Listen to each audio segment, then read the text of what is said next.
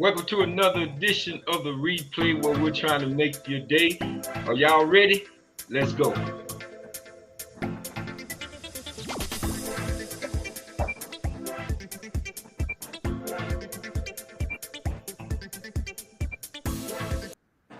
Good evening once again and welcome to the replay. I'm your host, Jabril Rashad, aka Real Deal Jabril, and we're back live again on this Thursday. And joining me coming to the stage is none other than my co-hosts, my brothers from another mother. We got Daryl Alexander the Great and Mr. Tim Action Jackson from Nebraska. Good evening to you, my brothers. I salute. It's a big salute, man, because we got quite much to talk about stemming from yesterday, Juneteenth. We'll get into that in just a second. But I want to welcome everybody that's coming on to the replay. And y'all know how we do it here. Go ahead and hit the subscribe, like, and share button. And make sure you hit that notification button so you can be notified when we're live. So, people, we are back on this Thursday live. Again, we have a lot to unpack, but we're going to start this whole segment off by, reporting the sad news that one of baseball Hall of Fame legends, Mr. Willie Mays, who passed away this past Tuesday, actually, on June 18th at the age of 93. And guys, before we get a chance to talk about brother Willie Mays, I want to show y'all a clip. For your program number one in your heart, Willie Mays. Say hey, say who, swinging at the plate. Say hey, say who, say Willie, that Giants came in spring. Long before Willie Mays was a national icon, he was a 20-year-old baseball prodigy, debuting with the New York Giants. It was 1951, the golden age of baseball, and Mays wasn't your typical rookie. He had played professionally in the Negro Leagues since he was just 16 years old, and he brought that league's exciting brand of play with him to New York. Willie Mays gets a great ovation from the crowd. He runs the bases like a choo-choo train. He could do everything on the field: run, hit, catch, throw, and he did it all with style and flair. I felt that people pay their money to come to the ballpark. I must do something other than just catch the ball or hit a home run. He made casual basket catches to delight the fans, and famously wore a hat that was one size too small. That way, it's never going to stay on. Fans like to see you go back and pick up your hat. They like to see it come off your head. Willie Mays played like an overgrown kid having the time of his life. And when the press noticed his habit of forgetting names and simply yelling to get your attention, they gave him a nickname, the Say Hey Kid. Say Willie, what you gonna say? Say hey. So big shout out to the Mays family, man. We lost a good one, man, at the age of 93, just passing away this past Tuesday. He was emancipated. The soul was let go and turned back to his creator. Again, Willie Mays, dead at the age of 93. So, Tim, I'm going to come to you first. When you think about Willie Mays, one of the great ones, my brother, what comes to mind? The key word just said greatness. You know, he did everything when he played, man. He was an outfield, catching everything, reaching over the top of the fence. He could jump, he played the wall so well. He jumped and snagged the ball over the wall. Just made amazing plays. He was so fast, real smooth, smart, strong as well, too. I mean, just a good person. This energy was just, he had beautiful energy, man. So I know the people that came in contact with him really miss him because of, the feeling you would get when you actually miss somebody who just brought light to your life. You know what I'm saying? So it's nothing like that to have that in your life and to be around people that way. So, yeah, salute. Yeah, absolutely. DA. Yeah, most people don't realize that he was even probably greater than his numbers show, because a lot of people don't know that he went to the military for 2 years. So that was 2 years of stats that he didn't get. He would have probably been the one to break Babe Ruth's home run record ahead of prior to Hank Davis. Yeah. If he hadn't taken those 2 years off to serve his country, so to speak. So yeah, and it was, I mean, he was one of many, man, that were in the Negro leagues that could have definitely come over and done that same thing.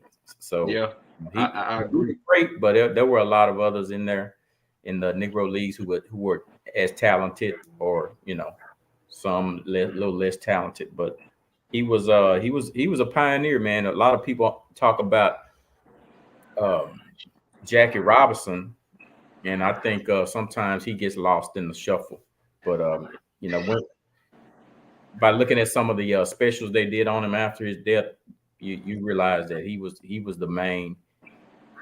He was one of the main, if not the main. Like some people say, he was the man ahead of Jackie. Yeah, if I'm not mistaken, I think he's the godfather of Barry Bonds. I think that's why Barry Bonds wore number 24, if I'm not mistaken.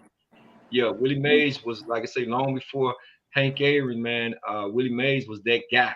He came shortly thereafter.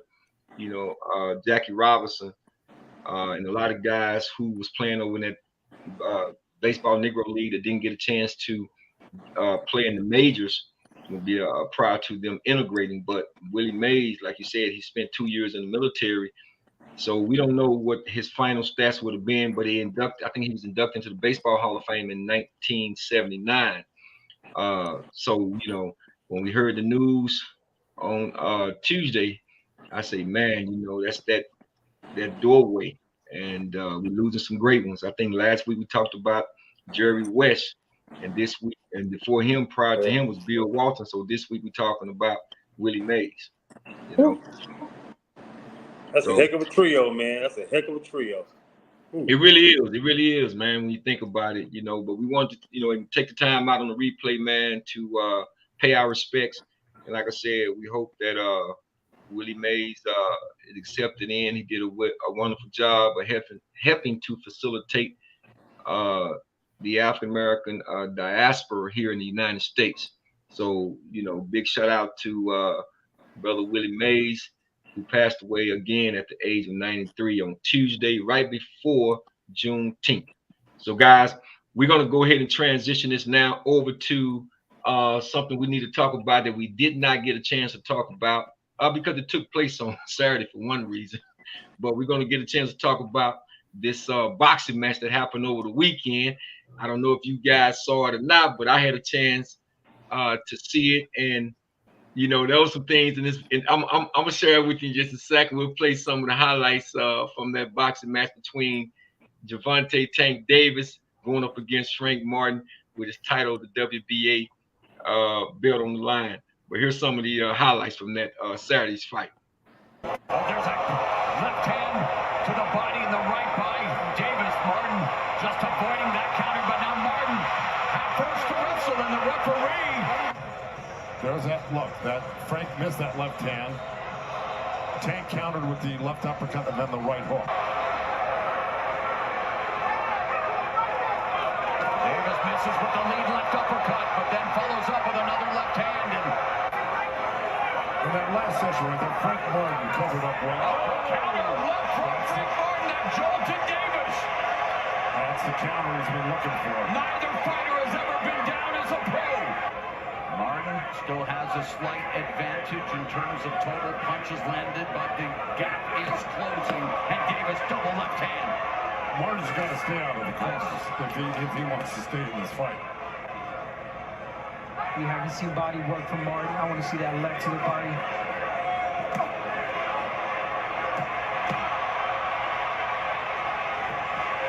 Oh, left uppercut.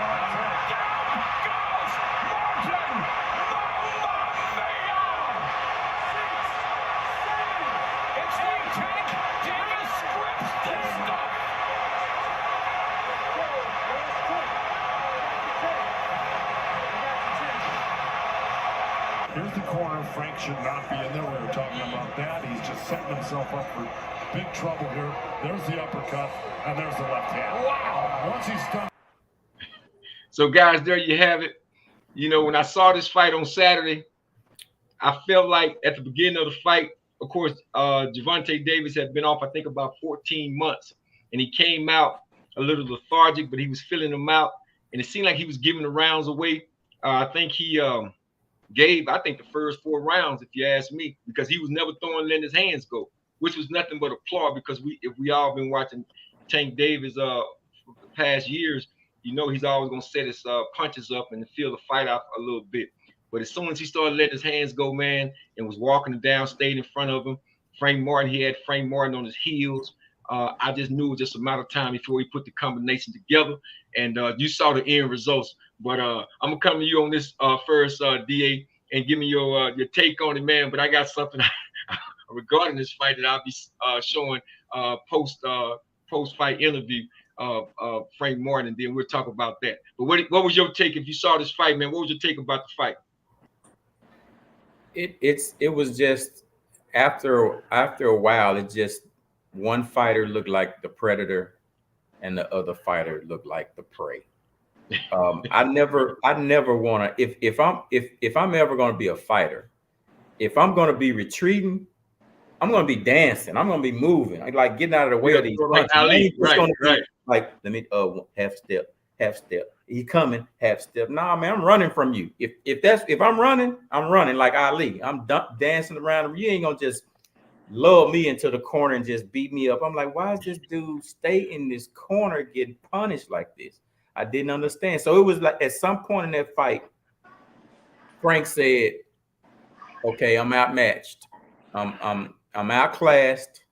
I can't beat this dude." And it showed. I don't know if he knew. You know, he probably watched the tape of that fight and said, "I looked really scared after a few rounds." You know, I was really right, man. It looked like a lion just stalking a buffalo.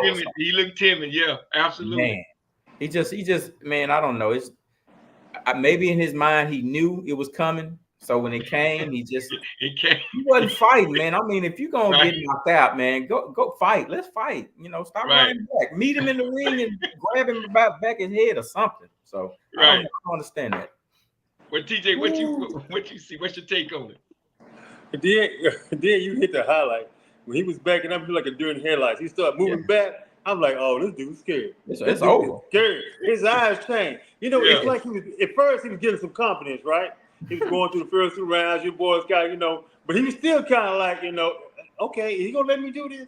He gonna let me do this, right? You know, he knew it was false.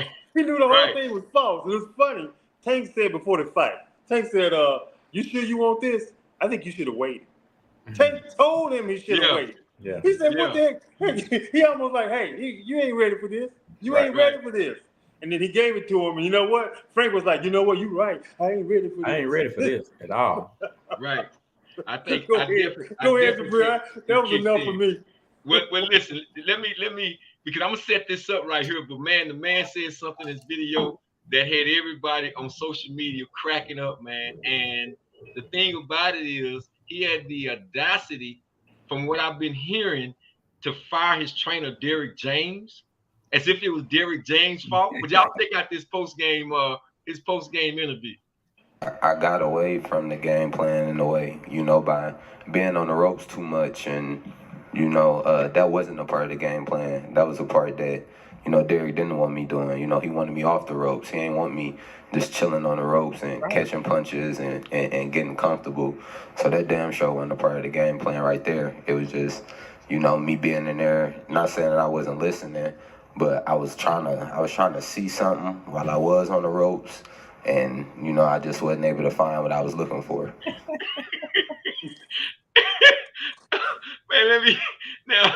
Man, guys, man, let me tell you something. Now, I've heard 2 stories. One was that he fired Derrick James, but then I heard Derrick James said he just went on and just dissolved the contract, that he wasn't going to train him anymore. I don't know which one is true.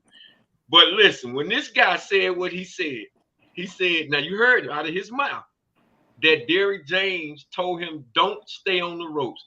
And he said that was not a part of the game plan. But then he turned around and said, I was trying to see something. Unless he was looking for the floor.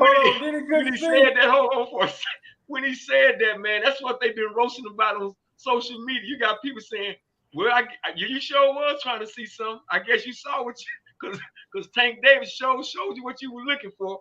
Oh, they've been roasting him on social media, man. But that was hilarious. Go ahead, DA.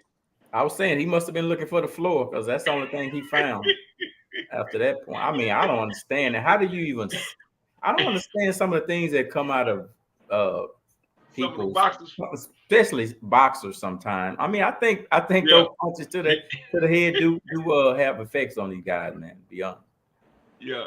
I think they need to take, gather their thoughts, man, before they go in, in front of the microphone. Because, man, when he said Derrick James told him to stay off the ropes, but I was in there and I was just trying to see something. Really? I mean, it's kind of like practice or something like that. You do that kind of stuff in practice. Against this dude. Actual fight, and you trying to see something against the champ. Against the champ. You know what I mean? Hard hitting champ at that. He trying to see something. Man, when I heard that, and I was scrolling social media and getting all the comments, everybody had a joke about it, man. They said, "Yeah, you was trying to see something." And Tank Davis definitely showed it to you. Because, man, when he hit him, man, and when he hit him, knocked him out on the ropes. Go ahead, TJ. That's what they call the rope Amadope.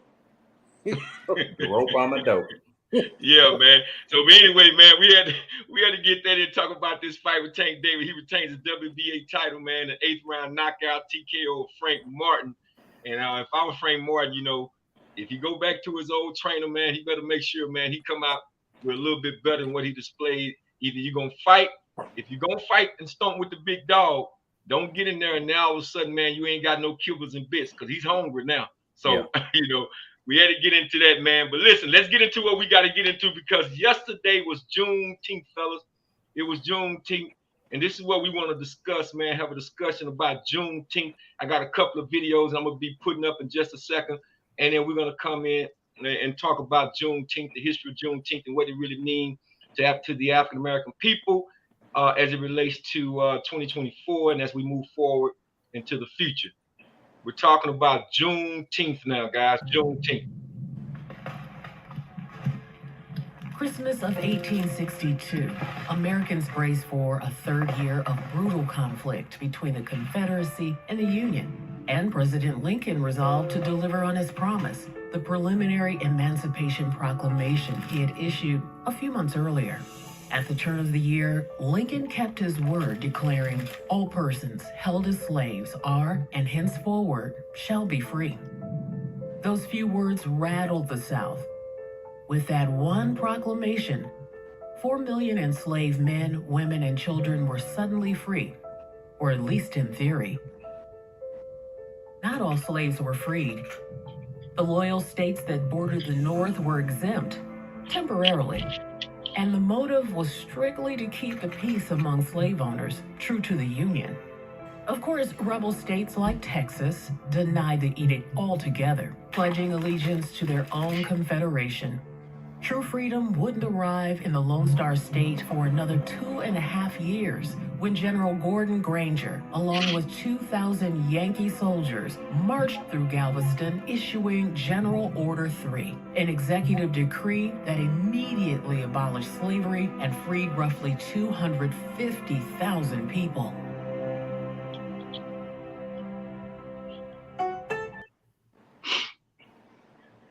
Okay, guys, let's talk about this, man. Juneteenth, one of those celebrations. It's been almost 160 years removed since we was emancipated. They had the great day. Some of them call it the great day or Jubilee. When they started the Juneteenth celebration, which was actually a year after 1866, which I'll discuss a little bit too when I begin to talk about this monumental day throughout our history. But TJ, I'll come to you first and allow you to provide us with a better understanding why we need to continue to celebrate Juneteenth as it relates to on yesterday. Think about from being Texas, right? A place that even today still thinks about going independent and having factions of the communities still want to be separate from everybody else. Last one to know, last one to free. And even in freedom, there was no land given to the slave. there was no cattle, no food given to the slaves. So most of the slaves wasn't feel free; they feel abandoned practically because they had no home. Right.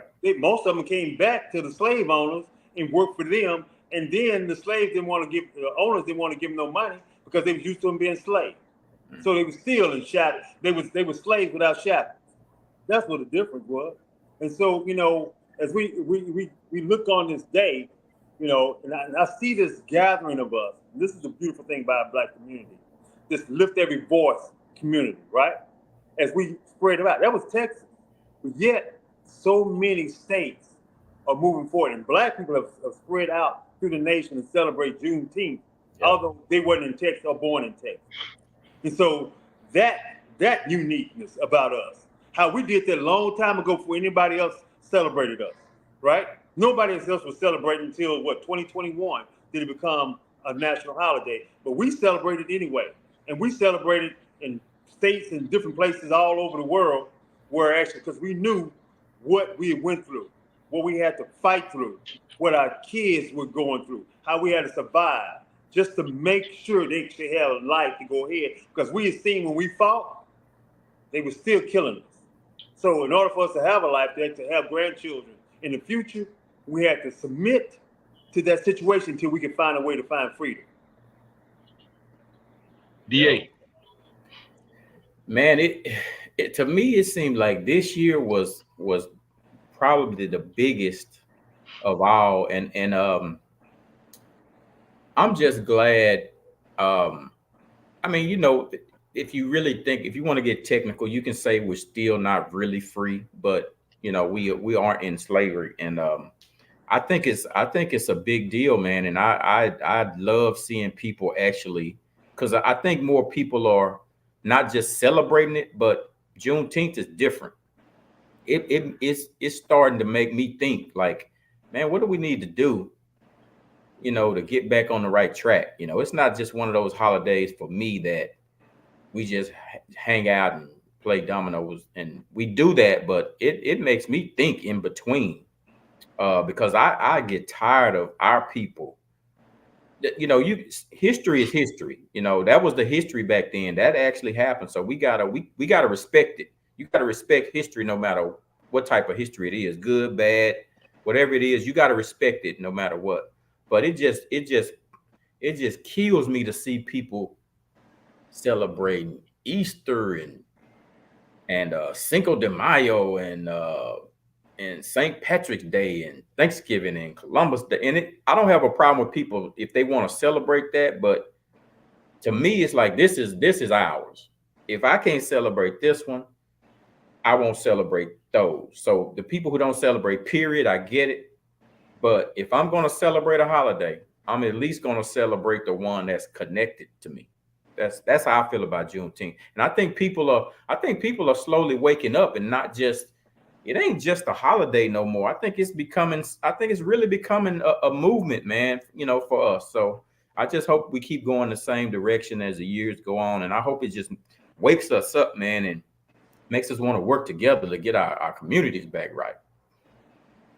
Absolutely. Absolutely. And it's interesting that you say regarding celebrating the things that matters to you, the things that look like you, the thing that connects you. Because in the next few days, weeks coming up, we'll be talking about 4th of July and the independence of the United States, so to speak, right? Right. From underneath King George. And it's interesting how we'll go out, pop firecrackers, we'll do a whole bunch of this backyard barbecue celebrating 4th of July. And there's a tendency to relegate or push Juneteenth to the back, right? Because they try to dull our senses. This is the whole thing about Juneteenth. Because when we was growing up, I think we, in a way, the bill, it was a lot of things that was going on with the Congressman of Texas when he pushed the bill in 1980, because as we should know, Texas was the first state to observe Juneteenth, right? And a little bit of history, Texas wasn't the last state to be free. The reason why they say Texas was the last state to be free is because Texas had more slaves, 250,000 slaves. But actually, the last states to be free was Delaware and Kentucky. but it's not oftentimes talked about because, again, Texas had more slaves, 250,000. If you want to know the last state when they had emancipated, it was Kentucky, and it was supposed to have been December the 6th. In the same year, though, December the 6th, they had to wait till a couple of amendments was passed. But in December 6th, 1865, that was the last freed slaves that was emancipated. But Texas normally gets the credit because, again, Texas had more slaves that was free. But here's another thing, and I'm going to give y'all a little bit of history that they don't talk about. Scrolling at the bottom, you can see where it says Juneteenth, money, lies, facts. Money, lies, facts. I always say you have to look at, our history is very unique in and of itself because when they came across the Atlantic Ocean, brought our ancestors across the Atlantic Ocean, was all about commerce. So you have to be able to follow the money, as I was once told by an agent of this government. We are trained to follow the money. Anytime you leave out the revenue, then you done missed the whole damn thing, as they say. Commerce. So when you look at this whole thing with the Emancipation Proclamation, slavery was just window dressing. What are you talking about, Jabril? It was just window dressing. They used the slaves as a theme to try to preserve the Union, because as we know, if we read the papers of Abraham Lincoln, he said in 1861, if he was able to continue slavery, he would have. By saving the Union, he would have done it. Yep. He would have done it. So now when you look at the whole window dressing of slavery, you know what that was really about. Here's what people miss as far as it relates to the commerce aspect of this. What this was really doing, the crown wanted to be redeemed. What crown am I talking about? The crown of England. This thing was about trade. It was about the ports up in the north versus the south, because the south wasn't getting the cotton and all of the stuff, the resources down toward the south. So what happened, this is what a lot of people miss. What happened, the South went to Congress, went to the United States. They was having a quorum. And you can look this up. They was having a quorum, and the South walked out. Now, anytime you do business in government, you got to have two sides, two representations. So they walked out, and when the South walked out, the representatives of the South, when they walked out, they call it Sinedie, S-I-N-E-D-I-E. Not one word, Sine, S-I-N-E -D-I-E, Sinedie, which means indefinitely. So when they walked out, you couldn't do business. You couldn't do business. The crown wanted to be redeemed, not with some of this, they had all this funny money floating around at the time. You're talking about the Continental. When they say the Continental is not worth one damn dollar, it wasn't being supported by anything.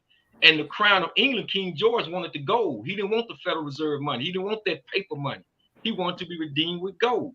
So this thing has to do with gold. You can't take your eye off the money.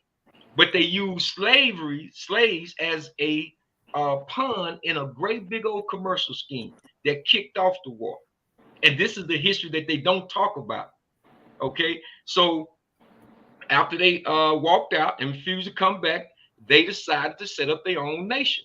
The Confederates did. And they elected them a new president, Jefferson Davis, as well as a vice president. And so Lincoln began to, use the slave to say, okay, hey, this is y'all precious commodity. This is y'all precious commodity. And if y'all don't come back and do this business, then we're gonna go ahead and end slavery. Because remember, you had a lot of abolitionists at the time, William Lloyd, Frederick Douglass, so many of them. They was advocating to free the slaves.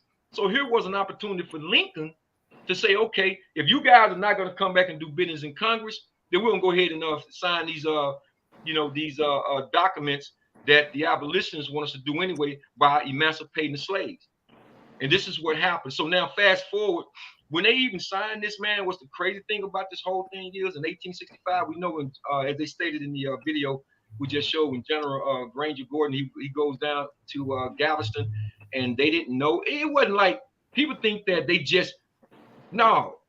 wasn't letting the slaves go. The word was kind of spreading, but the slaves had so much fear of the master, they just wasn't letting the slaves go. Right. Until the troops came down there and gave the order down in Galveston. So as they pushed this thing forward, this agenda forward, That's how the war got kicked off, because they didn't want, they was refusing to let those slaves go. And you know, it was a whole year that went around up until 1866. They say after they had the emancipation, over 800 lynchings across Texas, hangings, lynchings, murder. They was hanging and killing and recapturing black folks and trying to put them back into slavery and so forth. And so, you know, some left and some stayed. And I think the resilient one who actually left was the one to say, man, the hell with this. We've been oppressed. We've been oppressed for far too long. Let's go ahead and start our own business. Let's go ahead and start our own way of life. And of course, we know the history. I'm not trying to give a history lesson. I'm just simply saying this was a lot of things that was going on, because after that you had sharecropping, black codes, and it was interesting they used the language black codes. It wasn't white codes. It wasn't green codes. They identified who the codes for, black codes. Yeah. And so a lot of this stuff was taking place, man. But the atrocities that happened from 1865 to 1866, those atrocities of killing, you know, black women and black men and hanging them and lynching them. I mean, that story has to be told.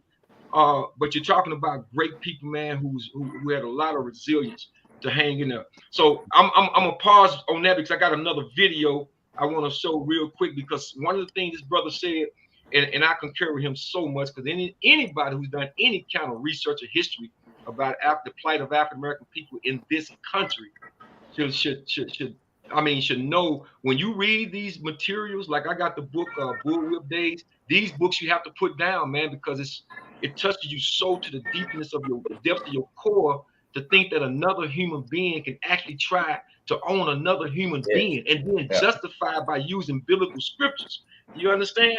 And then you take the God concept and put them in an image of a Caucasian European, and then you mentally enslave them even further. So let's look at this video with the brother, what he's talking about.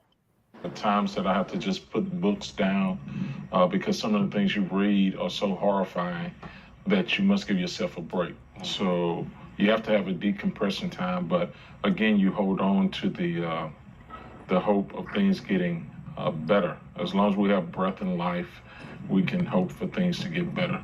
So I hold on to the fact that the individual survived, that even in that oppressive environment, they stayed alive and tried to make it to that next day. And ultimately, they knew that they would not be here forever. So TJ, let me come to you real quick on this, man, because you hear the brother say those slaves, when we think about the resiliency, we can only think about it, you know, there's no way for us to, we can sympathize, but we can't empathize. Because even when I even try to think about it or even try to, it just doesn't maturate up, because you're talking about being stripped of everything, even your humanity, your dignity. So TJ, I'm gonna come to you, man. You tell me the feeling that type of video, what the brother was talking about, you have to put this stuff down sometime. What does that say to your core? How does that register in your mindset and your core? Well, you think about it to your core. That's what he's talking about. When you get to your core, the heart of things, and you just imagine yourself being in a situation where you didn't have any hope of actually moving from the place you were. That actually shackles and chains and the way they will work and pain is going to be your whole life. That your whole future, your children's future, the future you got going forward, is to be in prison, to actually never be let go. That's what's so detrimental about prison, how it breaks people down in the first place, especially those with life, because now this is your life. And so to have the hope beyond that and to still survive and still want to survive, that's why during that time you had prisoners of war, which a lot of people don't realize. That part of history is coming to truth now. A lot of people don't know the history of us for as prisoners of war, how we fought and we was prisoners of war, how we was here already, especially on the coast. That's why you see more enslaved black people on the coast. We were more on the coast where the water was. And so, and if you talk about the Mississippi River, we was on the lines of the Mississippi River. We had those areas more than anybody else. Dark-skinned people had those areas more than anybody else. And that's why those are prisoners of war so many times. But we also had to learn, we learned from being prisoners of war who actually killed, to learn, hey, how do we survive? And then to want to survive in a situation where you have no hope or you can see no light at the end of the tunnel. And then all of a sudden get light and then find out when you got light that it was a cliff. You had no food. You couldn't feed your children. So and they were hunting you down to kill you. Right. Just to be in that place of hopelessness at that time, and to gather the strength, the resilience, the fortitude to keep surviving, so your children can have a day, may they have a day that they will feel better about themselves. To sing a song like "We Shall Overcome," right? Someday, to have that inside of us. That's why we sing those songs. That's where the blues came from. The rhythm and the blues came from. It came from those places where we were feeling distraught and didn't have hope, but we knew hope was there because we had a belief. Despite the idea, I'm gonna say this real quick. Despite the idea that they taught us their Jesus, right? There was hope in that Bible. There was hope in that information, and we found it enough to find, even though the truth may have been tainted, we found enough to find the hope and the strength to keep on surviving for our children, our forthcoming children coming after us, man. That right there, that's just thank you. Yeah, we have a lot of things, man, we have to do to, to give to our ancestors, those who paved the way and came before us. But DA, you say what? I say, man, just I just sit back sometimes and just think about us as a people. You and the audacity of the oppressor to keep us dumb. I mean, that's why we need to really focus on what's going on now, because we were kept dumb for centuries. Imagine that. People who are saying you being killed for trying to for educating yourself, for learning how to read. Our people were kept ignorant. Therefore, their offspring would probably be ignorant. And then you look up, you got generations and generations of ignorant to America is what I'm speaking of. We're ignorant to the English language, ignorant to, like we were cut off, so we had nothing. It's like it's like somebody on the ground in the dark, blind, just fumbling around, just trying to find, where to go, or where's the light switch, where's the, you know what I'm saying? It's like we were just here, cut off, when you keep somebody ignorant and then the black codes keeps them in prison, how do you expect, like, it was done to just bury us? But so it's just amazing, man, that we are still here and progressing. I mean, everybody couldn't do it, but I always look at any situation in America that's negative to them, or the way they look at us, is like, this is what you created. What do you expect? You kept people ignorant for centuries. What else do you expect? A lot of people don't know any better. Like a lot of us wake up and we only know what was taught to us, and that's just us fumbling around. And one last thing before I go, man, behind me, we're talking about this for a minute. Behind me is the Monument of Freedom, and man, it just gave me a newfound idea or thought about the slave and the slave master's name. Because a lot, especially Jabril, a lot of people talk about, like, we do carry the slave master's name. We do. That's a fact. Some of us, absolutely. Like we know Alexander. I'm like, that's my American way of connecting, but I ain't no Alexander. Ain't no Alexander in Africa. Like, I know that's not our name. But man, I saw a documentary on this Monument of Freedom. I don't know if y'all heard about it, but this is my first time ever hearing about it. There's a humongous wall of over 120,000 surnames. Yeah. And I didn't know that. I mean, they dedicated this monument because after the first census, in order to be officially recognized by the government, you had to give a name. So you couldn't just say, hey, Jabril X. Like, no, I ain't no X. Where you get an X from? You know what I mean? Right. Give us a name. So in order to be recognized, these ex-slaves gave a name, which was probably the slave owner's name, and a lot of them did it. That's a fact. Yeah, it's a fact, and it's I'm just saying they didn't just make up names, because they didn't like, what name are they gonna make up? So they did it to make sure they could always connect with family. Hey, I'm a you know, I'm a heel, and that's a heel, and my son is a heel, and my mother's a heel, and my, you know, that was a connection for him. So I said that to say this, man, this for them to have to do that, it may have seemed like they were honoring their slave masters, but they weren't. They were just trying to be legitimate, trying to be trying to, you know, be recognized. And just think, man, all of this is just happening to them. That was their lives. We can sit back now and criticize it, but that was their lives back then. So they only had an option or two. So those were the options they made. And this wall, man, is I would just love not to honor ancestors, but I would just love to go to this wall and see, you know, my name up there, meaning one of my ancestors had to sign something saying, okay, we're going to be we're Alexanders. So now we're up on this wall. So I mean, I just thought that was very touching, man, and a different way of looking at that.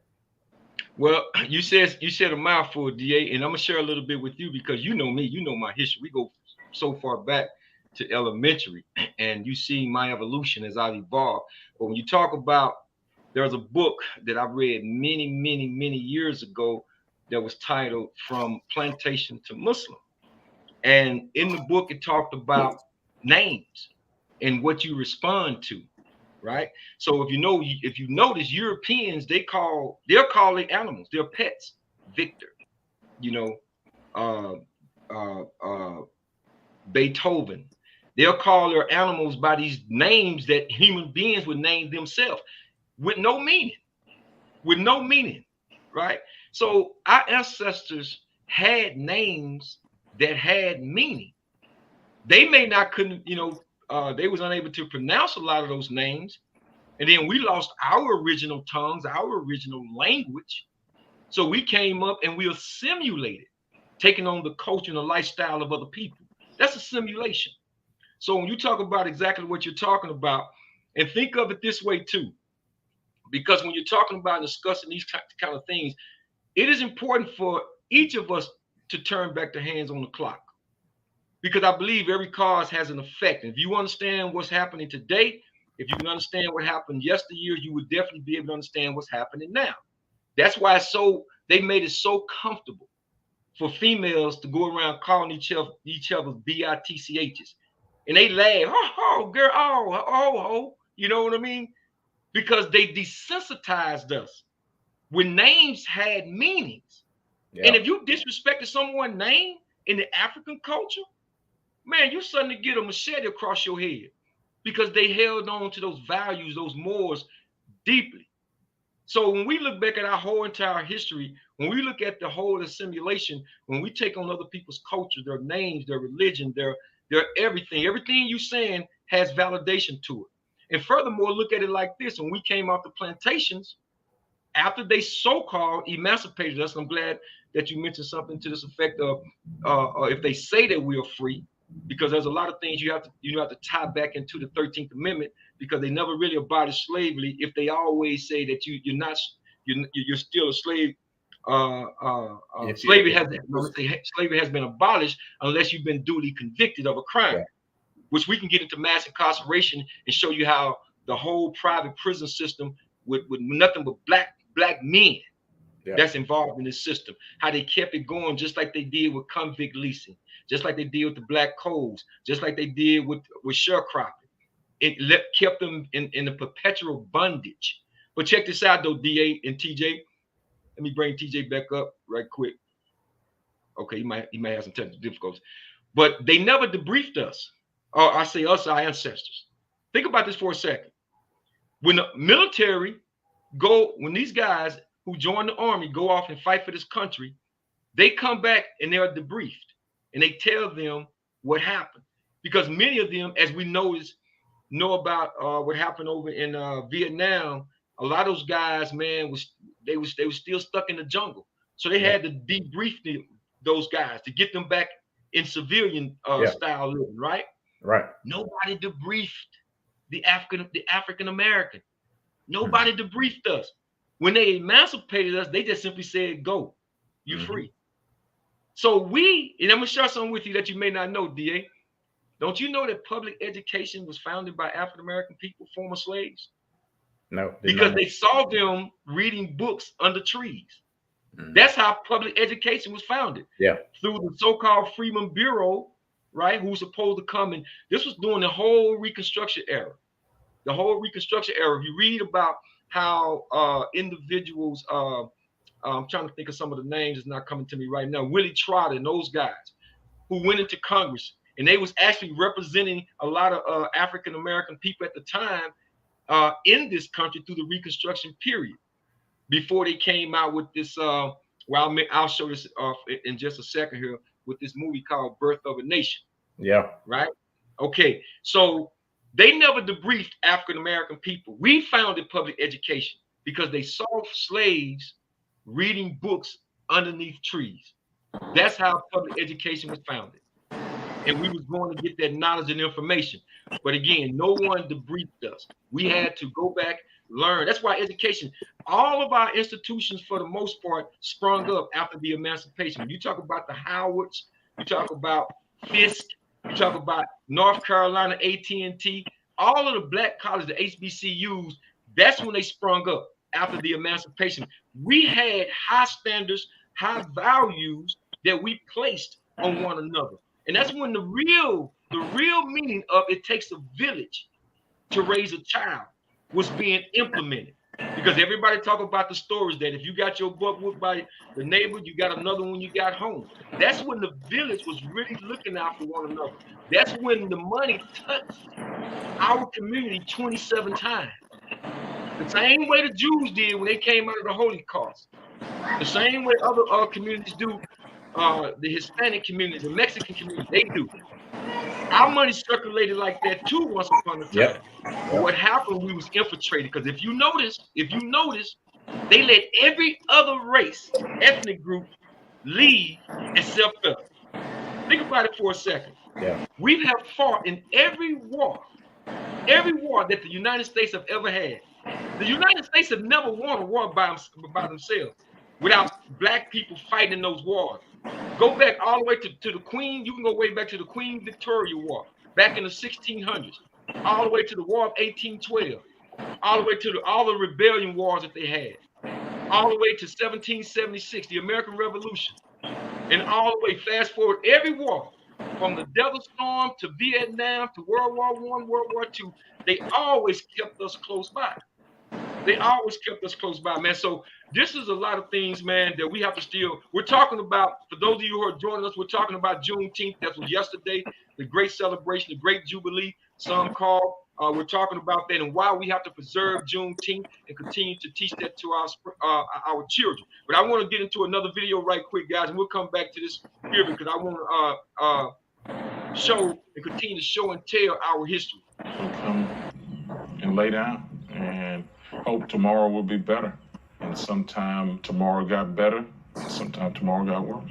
Man, how do you keep hope even in the midst of studying these dark things? Well, for me, this world is not eternal. So this is temporary. We're journeying through this. It is difficult studying this history. It is mentally challenging. There are times that I have to just put books down because some of the things you. Okay, that's the one we saw a second ago. And this is another. We recently did a study that showed even the genetic makeup of Americans, you can see the legacy of sexual assault. How so? That so many enslavers raped their slaves.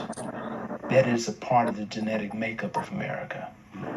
That there's an overrepresentation of white European DNA in black people in this nation. Okay, now he's talking about the DNA of European Caucasian people, which we understand the children that was born out of that was mulatto, right? But you want to hold on for just a second. I'm getting some feedback on some noise or something. Hold on just a second.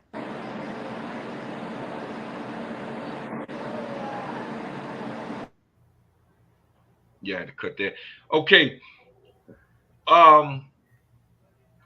You know, he's talking about black women being raped by Europeans.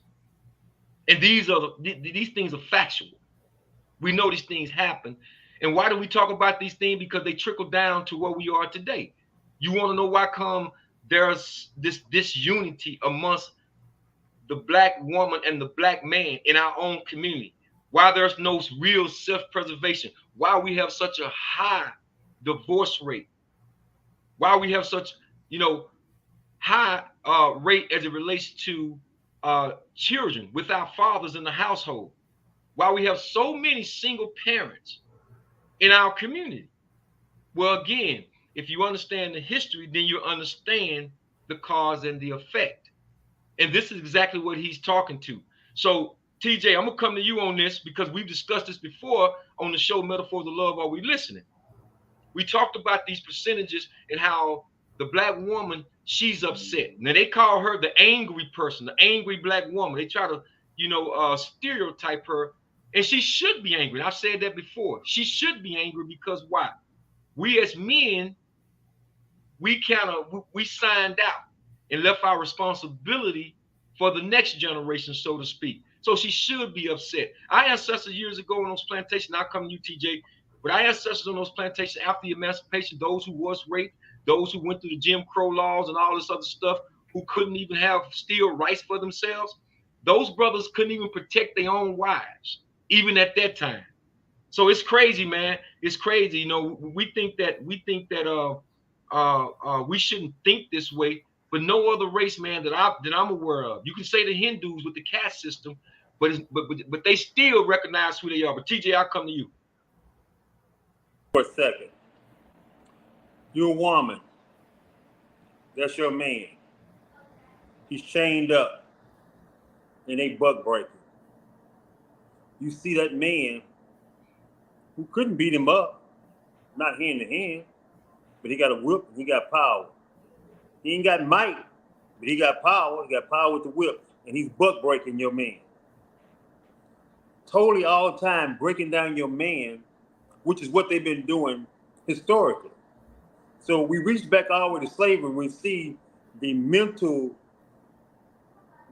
denigration of our men, left and right in front of our women, not hidden, right in plain sight.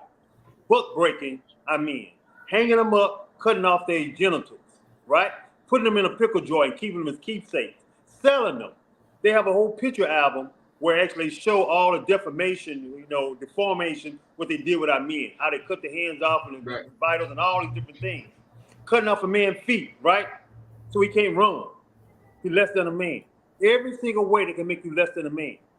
Then when you build, they cut you off. Think about it for a second. I was playing with my kids with Monopoly, right? And we're going around the board, and I'm thinking about this. I said, wow, think about us. Monopoly. Just think about you playing there, and you got everybody on the board, right? Some of them didn't come in till late, but yours in this game, this game is online. Check what they do. In this game, they actually demolish homes as a part of the game. It's online. It's not the one you play on the table, but they demolish homes. They have a little party, and then you go demolish somebody's home, right? Think about that. I was thinking about this as we was doing this. Now think about it. For 400 years, you're not even allowed to go past go. Matter of fact, you working on somebody else's land at home. You have building up all their land. This Monopoly now, you're supposed to be able to go. You got your vehicle, but your vehicle can't move. You actually applied in helping somebody else build up their land. But they say, yeah, you black, you've been in America 400 years. 400 years, we ain't allowed to. And then when we still start to build, right, we got free, 1865, Juneteenth, we free, right? Oh, they didn't give us no land. We don't have no land. We don't have no money. Oh, we got to go back to work on your land, and you really don't want to pay us. And you pay us, actually, you finally start to barter with us and give us a little crop called crop sharing, right? So we start the crop share. Okay, out of that, we build after that. We educate like D.A. and Jabril was talking about, we educate ourselves. And then what do we do after that? We start to build town. What do they do? Not only do they attack us, they get the U.S. Armies and forces to come help them attack us. They bomb us from the air. They do all kinds of things to demolish our cities. Then they flood our cities out. And we still playing this game Monopoly. And everybody talking about we should be somewhere economically. All the other places. When the Asians get a chance, they keep going around. They get a chance to go around the table. Their towns don't get demolished. Matter of fact, they can come into a black town and build in a black town. We can't because they'll redline us and won't let us get the same property or building that they allow Asian in our town to get. So we still can't move forward in our own places where we build together. If we do build forward together, they figure out a way to demolish us, to kill our leaders, to kill our places. So that right there puts on our mind, hey, even if we try, where can we go? Right. Where can we go? Even if we try, where can we go? And so we got to break through that mental anguish as a team. Whew. I'm gonna tell you something though, TJ. Man, that would be a whole nother show if we start getting into the banking part of this and the redlining part of this and how they created the ghettos and so forth and kept us in like this little 10-mile square, if you will, and really was just usurping us, man, to continue to build up their wealth, because that's exactly what has happened throughout the year. That's why we always talk about the 1%, right? I don't have the luxury to sit here and talk to another European or Caucasian brother because he didn't get his. Well, that's on you, because the laws, the way they was written back then, and the privileges that you all was afforded allowed you to do it. You may not took the initiative to do it, right. But to simply think about, they can actually write a law to prohibit you from housing, a proper education, so on and so forth, all because of the color of your skin. Yes, have we made tremendous ground? Yes, but at the same time, that all depends on who you ask. Because again, to me, slavery was about control, and it was about whoever can control the God concept, which is why I'm gonna play this next video. This particular minister, I know he was trying to, and they do this very creatively because again, you gotta understand these churches are 501c3s and they're funded by the government. So that's why they need to have this kumbaya moment, so to speak, and say what they need to say when it comes to this God concept. But listen to this. And our knowledge. When you say the reflection isn't correct, what are you referring to? When I say reflection, that image of Jesus. Yes. Yeah, tell me a little bit about that. I love this depiction of Jesus Christ, our Lord and Savior. Though biblically correct in its interpretation and display, the reflection of that story, of course, is not correct. Okay. And but again, it's just a sign and a lesson of history, right, and where we were as a people and our knowledge. When you say the reflection isn't correct, what are you referring to? When I say reflection is not correct, I'm saying that the depiction of Jesus as a European in color is not correct for first century history. Right. But when we look at that depiction of Jesus and we tie it to our own slave history, it was a way of control that Jesus is white. And so we leave it as a teaching tool to show that coming out of slavery, this is all what we knew at the time.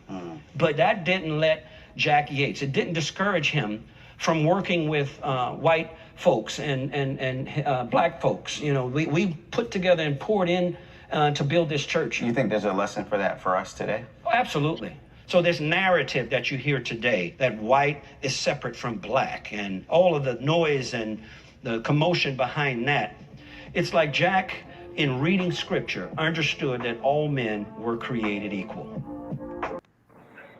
Okay, now see, this is the problem I have with his understanding of this particular image that was sold around the world. This is the problem I have, because according to his words, he made a comment or a statement that it was just used as a symbol. I understand that we've been doing this forever, since we've been here. We take something negative and turn it into good. But here's the question I have for this panel or any show that I would do in the future. What if you had an image of a black man named Jesus and you hung him up in your church for over 400 years, and you sold him the God concept and said that this is your Lord and Savior, but it looked like you, like a black man? What if, like in the Coptic churches over in Ethiopia, they don't have the same Bible that the Europeans have? Because in Ethiopia, they have 82 books of the gospel. You understand? You got missing books. And all these books that are missing, these different scrolls that was taken out, I don't necessarily think they missing. I think you just got to go ask the Pope for them. They're sitting down in some Vatican church, maybe in some vat or some type of hidden secret wall. You know what I'm saying? But I'm just asking the question. I'm asking the question. What would happen? What would happen had they hung a black man named Jesus up in the church for 400 years? And black people, they kill me when they get so creative with, oh, that shouldn't matter. Oh, we shouldn't Matter. say that. Oh, well, if it didn't matter, then why didn't you take it down when I was 2 years old? When I was 3 years old? When I was 5 years old? When I was 8 years old? If it didn't matter, why didn't you take it down then if it didn't matter? Images do matter. Yeah. And don't tell me that images don't. Because when you put up an image or you have some type of symbolic symbolism that you're using, you're trying to convey a message. You're trying to control the greatest gift that man had, that God has bestowed upon man, which is his mind, his intelligence. You're playing with my intelligence. Because without the mind, then all you're doing is acting on animal behavior instinctively, if you're not able to decipher and use your mind. So don't tell me that this image now, we're going to take it and we're going to make it a positive thing because we're supposed to have a kumbaya moment. Now, I can't get with that. Now, had he said something in reference to he tried to acknowledge it on one hand, but then he said it doesn't reflect. I just don't see the purpose of why you still have it hanging up in your church. But I'll come to you on that, DA. Nah, man, I was very bothered by that. If you want to be totally honest, if you're gonna leave that hanging in your church as a message, put that red circle with that red line through it, and then put the real one right next to it. If you're gonna leave it hanging, because if you leaving it hanging, so you can't teach this every sermon. So when people come in, that's what they're gonna see. That's the image that they're gonna see. There's no way in the world I would even, if I even visit a church and they have that image still in that church, they never got to worry about seeing me again. Because I think we can get a lot further. Those who would like to. I mean, it wouldn't even matter, if you were Christian or Muslim. If you know Jesus, you need to see him in his right light. Like, you don't need to see him with red hair or blonde hair and blue eye. You don't need to see that, period. And if you try to hang a black Jesus or the right color Jesus in any white church, or if you've done it 400 years ago, they would have sent that picture through a shredder or a wood chipper or something. They were not gonna do it. And even today, if you try to do it, go ask a white church to hang a black Jesus in their congregation. Next Sunday, they'd have a mass exodus. Like, they just don't. Their minds are not. It's like something is different about us, man. It's like and I don't know if slavery did that to us, because I know we had warriors. When this thing started, we had warriors.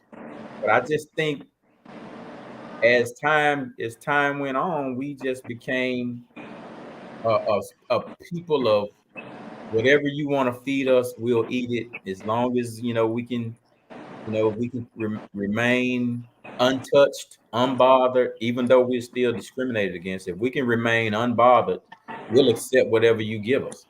Just keep feeding us whatever you want to feed us. We just don't want no trouble as a people. And I'm not like that. Like, I want some trouble. Like, I'm ready to stir up some trouble when it comes to that sort of thing. Like, I try to, and after 40 some years, you got to say, I got to get that image out of my head. Like, I don't want to see that image nowhere, because that ain't the truth, period. Well, one of the things that we do, what we call propagation, is downward propagation. We always say, close your eyes, and I'm just going to rattle off a few things and tell me what image that comes to mind. So if you close your eyes and I say fork, what do you see? And I say spoon, what do you see? I say knife, what do you see? Yeah. I say dog, what do you see? Mm-hmm. I say cat, what do you see? If I say Jesus, what do you see? Yep. And if that image is still in your mind of a Caucasian, then they done a masterful job of painting that picture and creating the God concept. So that's how they can control, based upon what Willie Lynch taught them in 1712, who came to those Caribbean islands and he told them, you're killing your precious cargo. But if you teach them certain things, how to pinpoint one another, play them against one another, he really implemented the caste system. Treat the darkies like this, treat the light ones like this, give them the privileges, put them up in in Master's White House, put the other ones, the dark ones, the lower, put them out in the fields, the handkerchief heads. This is what he did. This is what he taught. It's well documented. This is what they did to create the God concept that would last for generations. Yes. And it was a masterful It's scheme still going. that they did. It was They the greatest. and not only did they do that, DA, they also did it around a certain holiday, celebrating the so-called birth of a man named Jesus, because we know his name was Yeshua. We know his name was Yeshua. The Quran says Isa ibn Maryam. So where did this word Jesus come from? It's a play on the word Zeus. All you gotta do is take the J, replace it with a Z, and you get into the Semitic language. It would teach you a lot of this because Constantine was a Greek mythologist. He used to worship. He wore the sun belt around his waist, worshiping Apollo, Zeus. And if you understand Superman, you understand he was supposed to have been the savior, stopping a speeding bullet. All that is the Christ concept. You don't have time. Y'all can get me to a whole nother subject on this show about that. But him coming into the world and all this and born half man, being dimorphic, as they say, that's exactly what Superman represents. The Jesus concept, the Christ concept. But that's a whole nother show for another day. But let's do this because I got another video. Hold on. Wait a minute. Hold your thought for me, Tim. I'm gonna come to you on the next. Let me show this video right quick. It's this idea that these black people now free and serving in Congress, we're going to take over the nation.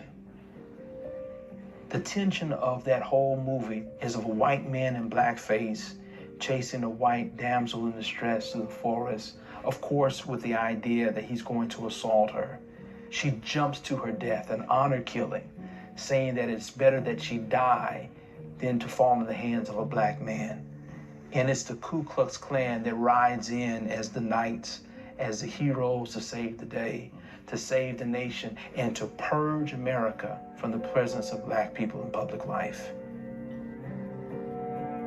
Though its plot was based on racist fantasy, Birth of a Nation became the first blockbuster film, and its popularity rekindled the terrorism of the Ku Klux Klan, which sought to reinstitute the control over black bodies that was lost at the end of slavery. The cycle continued.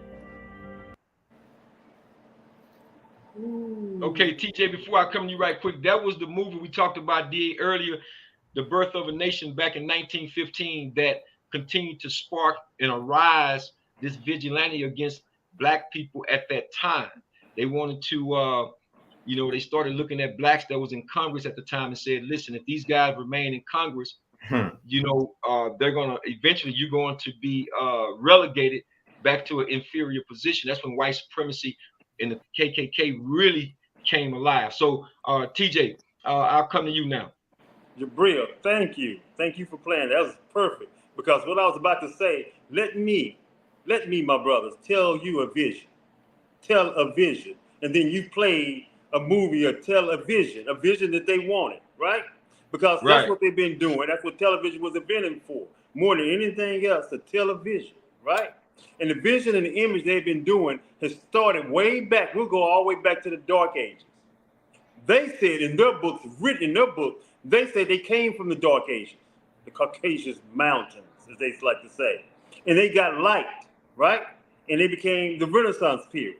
In the Renaissance period, they said they painted everything that they seen in their image. They said it. Not us. We're not writing the books. This is in Greek, but this is in the Greeks and history information they give to us when we start learning about history, world history. They tell us they went through a Renaissance period. They tell us that they painted everything in the image. They didn't tell you that they destroyed everything else or hid everything else, but they did tell you, really, if you just read between the lines, they said they made everything in their image. They said they recopied everything, and everything that was written in history became their image. So they rewriting history to benefit and make them lift up. Because why? They felt lack. They felt lack. They didn't feel good about themselves. So in order to do that, they had to steal other people's history. That's why Jesus is painted new color. That's why Mona Lisa was changed. That's why William Shakespeare is now white, right? Until we start to figure out this stuff. That's why so many historical figures actually was changed. That's why when we think about not Bass Reeves, but even Bass Reeves as a Lone Ranger, right? Lone Ranger was white. Bass Reeves is black. That's the story of Right. him, right? So many times they recreated history in their image, as they still do today. They will rewrite the story, give the story, and it'll be somebody else's story. All the way from the Bible as well, too. I don't even want to get that far into it. There's a lot of people haven't did enough historical background and information to actually even connect where I would connect if I was going there. So I'm gonna leave that out. But I'm gonna tell you, they've been doing it since that time. And so why does image matter? Why do they create the image they do? Why do they steal other people's images? So images must matter. So why would we keep that photo in there when images matter? Why are we not learning from this information? Like DA said, hey, put the picture up next to another one, cross that one out and put a black picture up there. Put the one described in the Bible if you actually going to describe Jesus from the Bible. If you're going to do that and you can use that name, use that image that he given, right? So many times we are not learning and we're not understanding what we're dealing with. But I'll tell you this. There's a whole group of people of woke who, call woke, or you can call them awake, or you can call them whatever you want to, who are actually learning more history.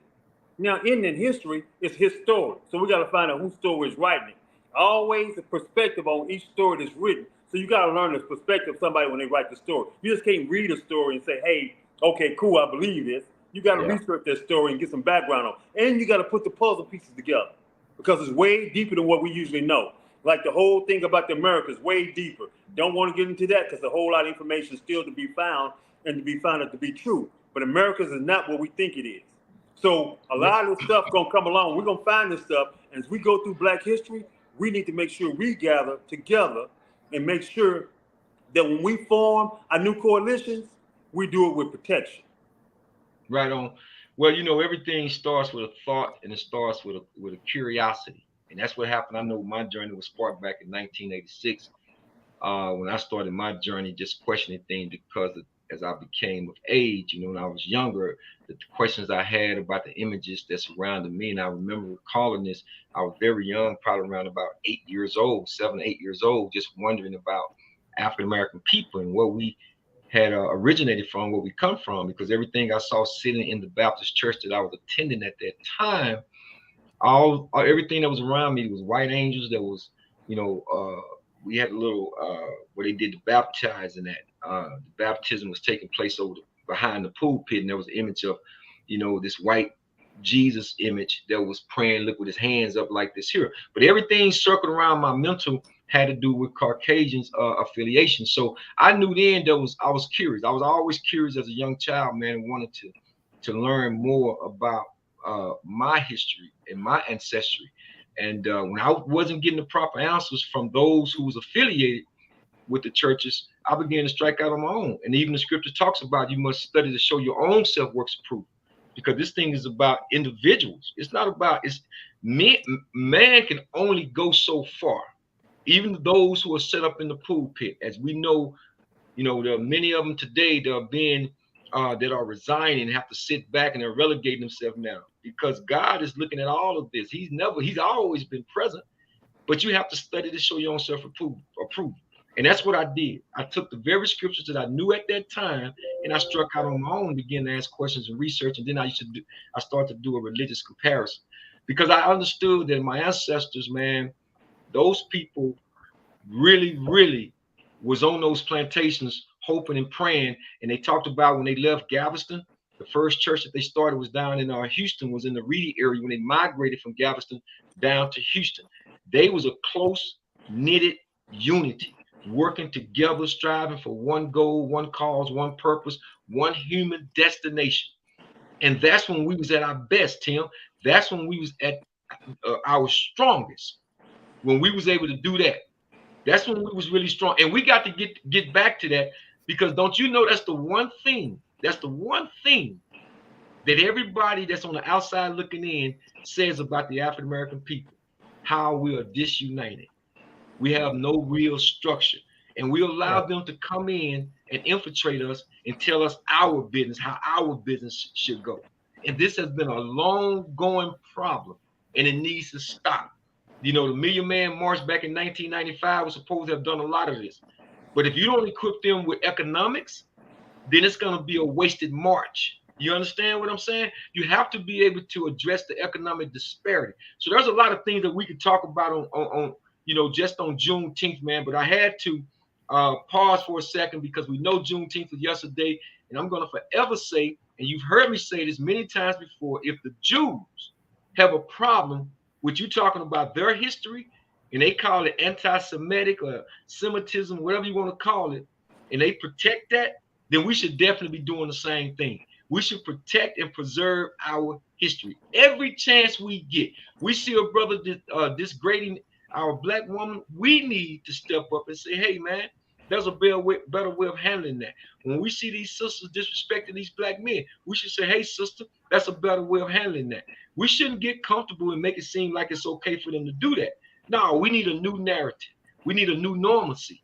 We have to go back to the fundamentals, to the basics, and then, start all over again. That's what I did with my life.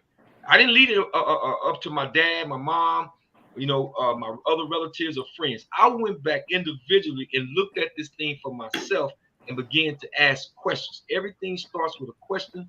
If you're curious and you're striving for knowledge and information and you want to know, it's out there for you, especially now because we can Google just about anything if you really want to know. And we can push that narrative back, that stereotype that says if you want to hide anything from a black person, just put it in the book. I wish they would say that now. You should just tear the book up. You should be devouring these books. That's why I tell young people, in order to grow, you got to know. And we have to revisit our history. We have to have that become revisionaries and go back and take a look at this thing all over again. Don't be afraid, because fear is such a strong emotion. So again, guys, we got to go and wrap this particular segment up. But we're gonna be doing more of this because we know sports.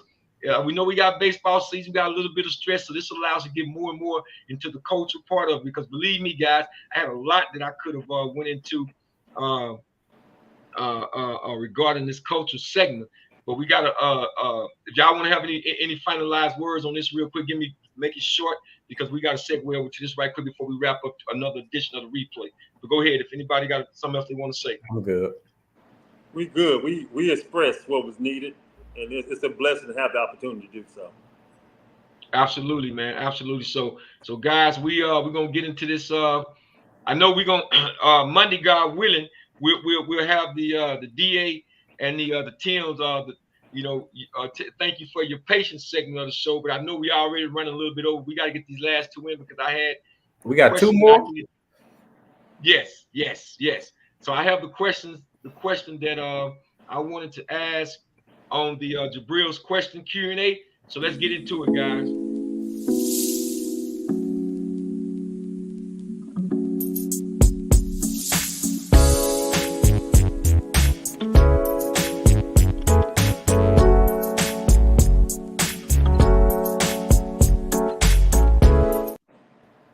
Okay, guys, real quick. Something happened this past week, and this guy has been breaking up relationships, but I want to come to you guys and ask you in regards to a social media thing that was going around about the guy who dumped his girlfriend because she took a photo with Chris Brown. Okay, she took a photo with Chris Brown, and I made my comments and replied to it.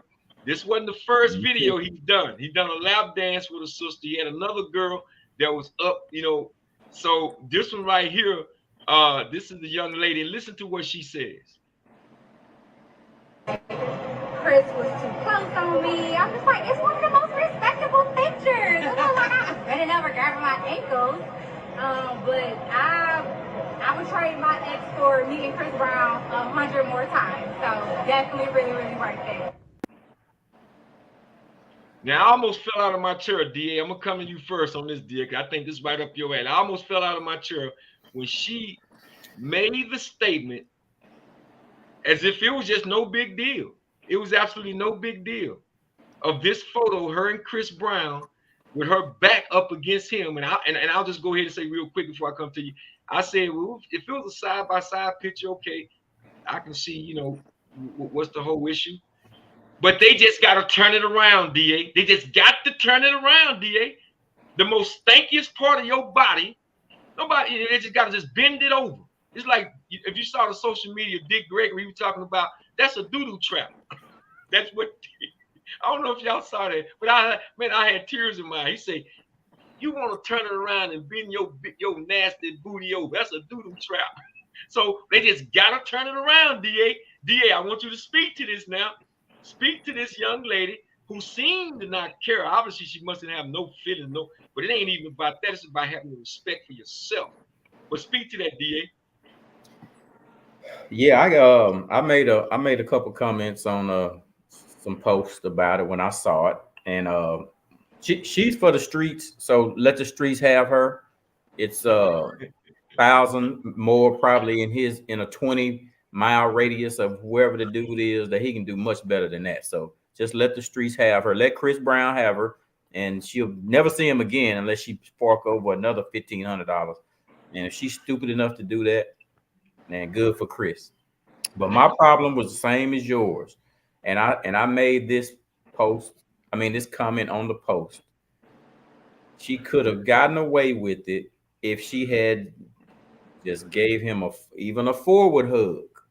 But when you turn around and let this man put his penis in your crack, you had just crossed the line. For me, Yeah, right there. you crossed Yeah, the right line. there. Like that ain't for him to do. His penis don't need to be in your butt. Like no, Right. no, you cross the line. You I don't care what women think.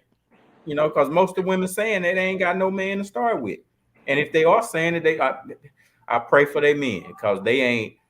She for the streets. If your woman think that's okay, and you with her, and she think that was okay for her to do, you ain't got what you think you got, bro. So yeah, I had a big problem with it, and I said it, and I'm just tired of people not being able to say what they want because some woman's whoever gonna come and say, oh, ain't nothing wrong. Yeah, there is something wrong with that. You asked me, Absolutely. something wrong with that. My take. Yeah, absolutely. Before I come to you right quick, TJ, I want to say some piggyback on what you said, DA, because it's this thing where when I listen to this young lady talk, like we just talked about the ratio that's in our community. So you just automatically assume that it's that easy to go get another dude. You know what I mean? That's really what you're saying, Tim. That's what she really saying. Because I'm saying, like DA just said, Chris Brown is going to the next city. And when he get to the next city, he's gonna do the same thing in the next city. So you just think it's just cool to sit up here and go take a picture with this guy and turn your butt around and let him just be on your backside, on your buttocks, on your derriere. Nope. But Tim, you say what? 10 years from now, she gonna be whining and crying, talking about there ain't no good men. There ain't no good men around. Where all the good men go? Because the big good men saw her and said, "Oh, no." I saw a friend of mine who actually, real fun guy, real nice guy and everything, but he used to hug women, right? I saw this one like real attractive. I saw two of them. He did like this. Came up, hugging. He picked him up and he popped him on his lap, right in front. Boom, X them two out, just like that. You forget you done. Now, or if you're gonna deal with them, you're gonna deal with them like these streets, right? You're gonna use them and then kick them out. But I X them out real good, real quick. Any man who sees that's a good man, gonna X that out. Only a simp gonna deal with her and actually marry her, go forward with her. Otherwise, and she's gonna be complaining about him. She's gonna be saying, "Hey, this is a man, he don't do this." You'll be calling him weak. Yeah, got a weak man, right? Because only weak man gonna want her. Right. Ain't no man with integrity gonna want her because she lacks integrity. See, when you represent your man and you represent your man that way, what does it say about your man? So any self-respecting man gonna move forward because you ain't, and he had a whole lot of women. And that's what he did this to pay this money for. No, the least of women I saw did it for free. These women paying for disrespect. Paying for it. Paying to disrespect. I'm gonna pay you for you to disrespect me. That's crazy. That shows just a lack of respect, man. And just like I said, she has. We talk about knowledge, man. She just don't have any. She has no vision. She don't see 20 years from now. So I don't know if this guy that she was dating, if he was the right guy for her, but she cannot see 10, 15, 20 years from now. Obviously talking like that because it's about self-respect too. What you just demonstrated, you don't even have self-respect for yourself. So who would want to be with you at the end of the day? I know I wouldn't. We can cancel that order. The minute I got that picture, I did the same thing. So that's why I responded. I replied. I said, right on, my brother. You did the right thing. Right. Yeah, you did the right thing. Check out on that foolishness. Absolutely, man. So guys, listen, I had to get that was Jabril's Kyrian made man about the man dumping his girlfriend. So you guys, if your girl is going to a Chris Brown concert, make sure, man, you got somebody there, putting out their phones or whatever, because it could be your girl. So, guys, that's going to conclude another episode on the replay. We're going to give our shouts out right quick, and I'm just going to go first. If y'all see me wearing this hat 1829 and you're curious, it's not 1865, but it's 1829 because I always talk about the independence that we was already emancipated by the Mexican government here in 1829, and that's what kicked off the Texas War in 1836. Texas is the 28th state that was annexed in to the United States, and the white American settlers came down here with that slavery, and the Mexicans didn't want that down here. So Santa Anna in 1829, he said, "Get this stuff out of here." And they just come from being conquered by the Spanish Inquisition themselves. So of course they weren't trying to hear no slavery down this way. And I always question myself, what would have happened had we fought with Santa Anna? Just what would have happened? Just curious. Because what did we fight on the right side of the war? They didn't want slavery. They didn't want to be enthralldom, as they say. This was nothing but thraldom. They didn't want them to be owning another human being. But we fought with the white man. Think about that for a second. That just goes to show you, man, the mental hold that they had on us. But you know what? God planned and Satan planned, but yet God is the best of planners. So that's my shout. I'm shouting out to the Mexican government, and I'm shouting out to those strong soldiers, man, those people that came through those horrific times to get us here today. Thank you, God, for those strong souls, those strong ancestors. I'm shouting them out. And may God bless and rest their souls in the grave and the souls that are back with you. And surely your judgment is just. So, DA, who you shouting out? I'm shouting out everybody who acknowledged Juneteenth, celebrated. Even if you didn't celebrate it, you talked about it, you thought about it, you thought about how it could bring us together, just in a positive manner, man. I'm just glad that. And I hope it like starts this snowball effect of us just saying, we were strong back then. Like we endured. Like we got a perfect opportunity now to get it together and try to do this thing the right way. And I just want good people to keep speaking up like we did about that immoral Chris Brown crap. Like it don't even make no sense, but good people need to keep speaking up, man. Forget this new age. Oh, anybody ought to be able to do what they want to do. Man, forget that. Good people keep speaking up, and that's my shout out. TJ. Just on the pre to this whole deal is Father's Day. And I want to shout out to all the fathers because, it's so important that fathers are representing and leading, not just with the children, but teaching our children, actually, our history, teaching about Juneteenth, teaching about things that actually they need to know in order to survive this world, to thrive in this world, right? Teach them to survive and teach them to thrive. And that's very important. So they take hard lessons and takes discipline.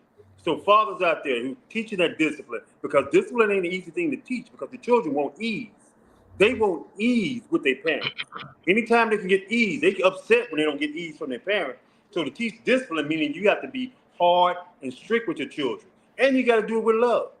So fathers who know how to be strict with love, thank you. Absolutely, man. So to everybody that joined us this evening on the replay where we're still trying to make your day, thank you for joining us. Don't forget to hit the like, subscribe, and share button and notification button. All right? Don't forget to do that because we need your support. We're still trying to grow the channel, and we are trying to bring you all the best content we possibly can. And not only just talking about sports, but again, we're talking about this cultural thing that we have in our community that needs to be addressed and exposed.